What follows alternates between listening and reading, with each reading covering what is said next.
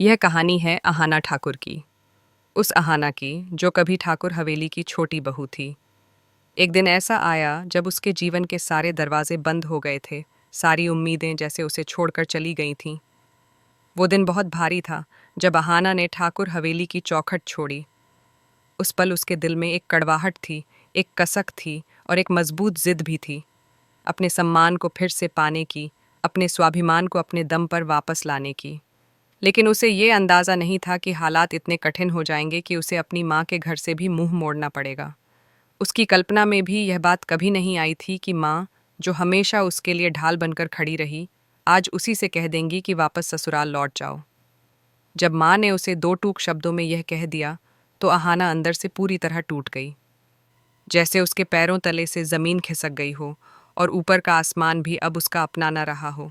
यह वह पल था जब आत्मसम्मान ने उसे जिंदा निगलने की कोशिश की, और उसी क्षण, अपनी ही माँ के घर की चौखट से निकलते हुए, अहाना ने खुद से एक कठोर वादा किया। उसने कहा, तो अब लौटूंगी तो तब, जब अपनी मेहनत से खुद की पहचान बनाकर लौटूंगी। जब भीख में नहीं, बल्कि संघर्ष में निखरे हुए आत्मबल से मिला सम्मान मेरे साथ होगा। उसने तय किया कि जब तक वह अपने पैरों पर नहीं खड़ी होती, अर्जुन के घर यानी ठाकुर हवेली की ओर वापस नहीं देखेगी। उसकी जेब में जब तक उसकी मेहनत से कमाई गई स्वाभिमान की चाबी नहीं होगी, तब तक वह हवेली की ओर एक कदम भी नहीं बढ़ाएगी। शहर में जीवन की शुरुआत वैसी ही थी जैसी एक अंधेरी सुरंग में बिना मशाल के चलना। लाखों लोग उस भीड़ में अपनी पहचान बनाने की कोशिश में जुटे थे, लेकिन अहाना के लिए ये लड़ाई और भी कठिन थी। वह एक ऐसे कमरे में रहती थी जिसमें बस एक ही खिड़की थी, और उस खिड़की से बाहर आशा की नहीं, निराशा की हवा आती थी। वह रातों को जागकर सोचती थी कि अगला दिन शायद कुछ बेहतर लाए, लेकिन हर सुबह उसकी उम्मीदों को ठंडा पानी पड़ जाता। उसने दिन रात एक कर दिए, मेहनत की हदें पार कर दीं। न जाने कितने आवेदन भरे, कितने रिजेक्शन झेले। कई बार उसे ये भी सुनने को मिला कि वह बड़े घर की छोटी बहू है, उसे नौकरी की क्या ज़रूरत है। कई इंटरव्यू में उसकी काबिलियत को नहीं, उसकी पहचान को तराजू में तौला गया। उसके पास पैसों की कमी थी, खाना खाने तक के पैसे नहीं होते थे। कई बार पेट भरने के लिए केवल पानी ही सहारा बनता था। हर सुबह उसके आत्मविश्वास को झटका लगता, लेकिन अर्जुन के तिरस्कार की याद और माँ के शब्दों की कठोरता उसकी रगों में फिर से ऊर्जा भर देते। हार नहीं मानूंगी, यह सिर्फ उसके लिए एक वाक्य नहीं था, यह उसकी आत्मा की धड़कन बन गया था। और फिर, जब सर्द रातें और तपती दोपहरें गुजर गईं, 6 महीने की अथक तपस्या के बाद वह सुनहरी सुबह आई जिसने उसकी किस्मत बदल दी। उस दिन जब उसने अपना ईमेल इनबॉक्स खोला, तो उसमें एक बड़ा ऑफर लेटर था। 1 लाख रुपए प्रति माह की नौकरी का प्रस्ताव। यह केवल नौकरी नहीं थी, यह उसकी आत्मा का जवाब था, उसकी मेहनत का फल था, और उन तमाम तानों का करारा उत्तर था जो उसने पिछले महीनों में सुने थे। उसने उस ऑफर लेटर को ऐसे पकड़ा जैसे वह उसके जीवन की सबसे कीमती चीज़ हो। अब वह दिन आ गया था जब अहाना को अपनी शर्तों पर ठाकुर हवेली की ओर लौटना था। अब वह भीख मांगने नहीं, सम्मान की मुद्रा में लौट रही थी। उसने एक काली चमचमाती सेडान किराए पर ली। यह केवल दिखावा नहीं था, यह एक प्रतीक था, उन सब के लिए जो उसे कमज़ोर समझते थे। हवेली के सामने जैसे ही गाड़ी रुकी, पूरा माहौल ठहर गया। अर्जुन और बड़ी बुआ जी अंदर चाय पी रहे थे। नौकर दौड़े दौड़े गेट खोलने लगे। जैसे ही अहाना गाड़ी से उतरी, उसके चेहरे पर गर्व नहीं, बल्कि एक शांत और दृढ़ आत्मविश्वास था। हवेली के लोग एक एक करके बाहर आए। दुर्गा देवी, उसकी सास, पहले तो उसे देखकर चौंक गईं। उनकी आंखों में संदेह और खुशी एक साथ थे। उन्होंने कभी नहीं सोचा था कि अहाना इस तरह लौटेगी। फिर उनकी नज़र अर्जुन पर पड़ी। वो अर्जुन, जिसने अहाना की काबिलियत पर शक किया, उसके सपनों को व्यर्थ समझा। आज अर्जुन शर्म से सिर झुकाए खड़ा था। उसके पास बोलने के लिए एक शब्द भी नहीं था। वह अपने ही शब्दों के बोझ तले दब गया था। अहाना ने शांत स्वर में कहा, माँ जी, अब मैं काबिल हूँ इस घर की जिम्मेदारी उठाने की। मुझे 1 लाख रुपए की नौकरी मिली है। पूरा घर सन्न रह गया। फिर खुशी की लहर दौड़ गई। दुर्गा देवी ने गले लगाकर कहा, मुझे पता था तू कुछ बड़ा करेगी। अर्जुन अब भी खड़ा था। उसकी आंखें पछतावे से भरी थीं। लेकिन जहाँ उजाला होता है, वहाँ अंधेरे की परछाइयाँ भी होती हैं। और इस कहानी की परछाई थी बुआ जी। वह जो हमेशा हवेली पर नियंत्रण चाहती थीं, जो चाहती थीं कि अहाना झुककर लौटे। अब उनका पूरा गणित बिगड़ गया था। अहाना की सफलता उन्हें पच नहीं रही थी। चुपचाप कोने में जाकर उन्होंने किसी को फोन किया और कहा, अब तूफान लाने की मेरी बारी है। इस छोकरी को लगता है उसने जंग जीत ली, लेकिन अब मैं उसे दिखाऊंगी कि ठाकुर हवेली सिर्फ पैसों से नहीं, रिश्तों से चलती है। उनकी आंखों में साजिश की चमक थी। अहाना के ठाकुर हवेली में लौटने की वह सुबह जितनी रोशनी से भरी थी, उतनी ही गहराई में एक अदृश्य साया भी पसरा हुआ था।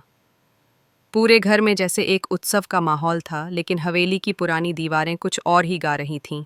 दुर्गा देवी ने घर के सारे नौकरों को आदेश दिया कि आज खास खाना बनेगा, हवेली को सजाया जाए। बहू घर लौटी थी, वो भी विजेता की तरह। अर्जुन अब भी शांत था, जैसे किसी गहरे अपराध बोध में डूबा हो।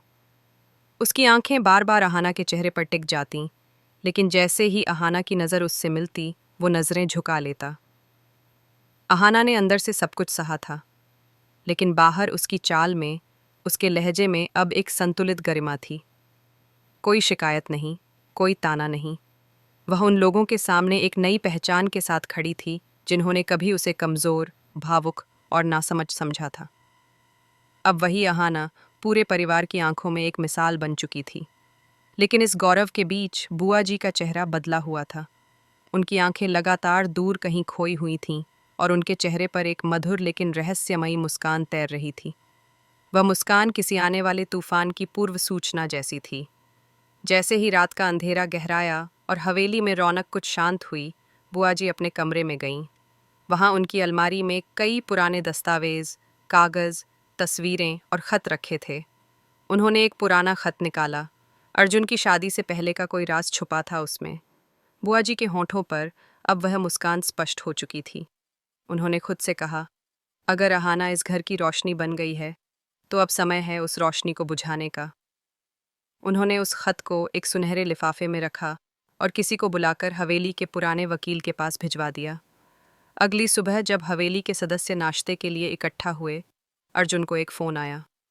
वो सुनते ही घबरा गया। वह बोला, क्या?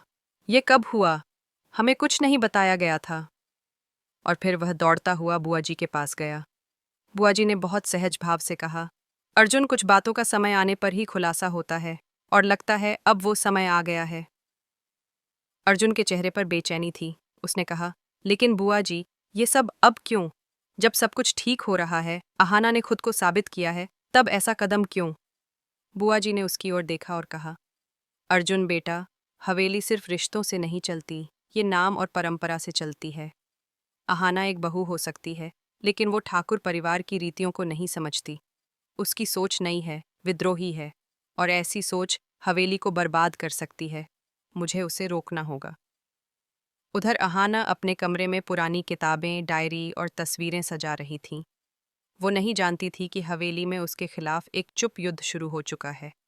दोपहर के समय जब वह रसोई 10 में दुर्गा देवी की मदद कर रही थी, तभी एक अजनबी महिला आई और बोली, आप अहाना ठाकुर हैं? यह लिफाफा आपके नाम है। अहाना ने वह लिफाफा खोला। उसमें वही पुराना खत था जिसे बुआ जी ने भिजवाया था। उसकी आंखें पढ़ते पढ़ते चौड़ी हो गईं। उसमें लिखा था कि अर्जुन की पहले भी एक सगाई हो चुकी थी, जिसे चुपचाप तोड़ दिया गया था, और इस बात को छुपाकर उसकी शादी अहाना से कराई गई। यह सच उसके लिए बिजली गिरने जैसा था। उसने तुरंत अर्जुन से बात करनी चाहिए, लेकिन अर्जुन ने स्पष्ट कहा कि वह अतीत की बात थी और उसका इससे कोई संबंध नहीं था। लेकिन अहाना का मन डोल गया। वह सोचने लगी, क्या यह सब अचानक हुआ या कोई साजिश थी? शाम होते होते यह खबर पूरे परिवार में फैल गई। घर की पुरानी महिलाएं कानाफूसी करने लगीं। क्या अहाना को पहले से पता था? क्या वह इस सच्चाई को पचा पाएगी? क्या उसका आत्मसम्मान अब भी कायम रहेगा? अहाना के लिए यह दूसरी परीक्षा थी। वह चाहती तो घर छोड़ सकती थी, सवाल कर सकती थी, पर इस बार उसने ठान लिया था कि वह भागेगी नहीं। वह इस घर में रही तो खुद को साबित करने के लिए, और अगर गई तो सिर्फ अपने निर्णय से, किसी साजिश का शिकार होकर नहीं। उसने रात में अपने कमरे में बैठकर एक नई डायरी निकाली और पहले पन्ने पर लिखा, जिन्हें तोड़ना होता है उन्हें तकदीर मोड़ देती है, जिन्हें जुड़ना होता है उन्हें संघर्ष जोड़ता है। लेकिन हवेली की हवा बदल चुकी थी। अब सबकी नज़रें उस पर थीं, तारीफ के लिए नहीं, बल्कि अगला कदम देखने के लिए। अगले दिन बुआ जी ने अपने गुप्त सहयोगी को बुलाया। वो एक वकील था जिसने हवेली की कई पुरानी संपत्तियों की फाइलें संभाली थीं। बुआ जी ने उसे निर्देश दिया, हमें कुछ ऐसा करना है कि अहाना कानूनी रूप से हवेली की जिम्मेदारियों से दूर हो जाए। वो नौकरी और पैसा उसका भ्रम है, लेकिन इस हवेली की असली ताकत है इसके कागज़। और जब तक कागज़ हमारे पास हैं, हम उसके ऊपर राज कर सकते हैं। वकील ने सहमति में सिर हिलाया। अब बुआ जी का अगला कदम था अहाना को संपत्ति के मामलों में उलझाकर उसकी छवि परिवार में खराब करना। उधर अहाना ने भी तय कर लिया था कि अब वह हवेली में सिर्फ एक बहू बनकर नहीं रहेगी, वह इस घर की साझेदार बनेगी। वो आवाज़ जो अब तक दबी हुई थी उसे स्वर देगी। उसने दुर्गा देवी से कहा, माँ जी, मैं चाहती हूँ कि हवेली की जिम्मेदारियों में मेरी भी हिस्सेदारी हो। मैं नौकरी करती हूँ और मेरा अनुभव काम आ सकता है। दुर्गा देवी थोड़ी चौंकी, पर उनके चेहरे पर गर्व था। उन्होंने कहा, तू मेरा सपना है बहू, तू मेरी बहू से ज्यादा बेटी है।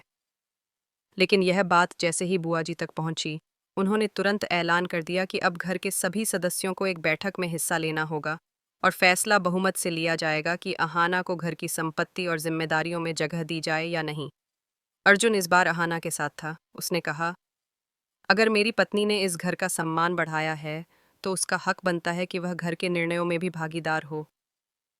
बुआ जी के चेहरे पर अब गुस्सा साफ दिखाई देने